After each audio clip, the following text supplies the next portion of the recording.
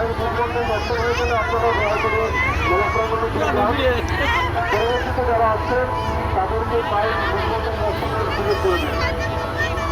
মায়ের মন্দিরের কাছে যে রাস্তায় অনেকটা দাঁড়িয়ে ভিড় করবেন না।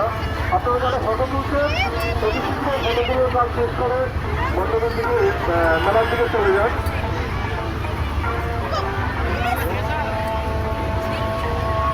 মায়ের মন্দিরের নাচ মন্দির এবং রাস্তা প্রতিপক্ষ খালি করে দেবেন।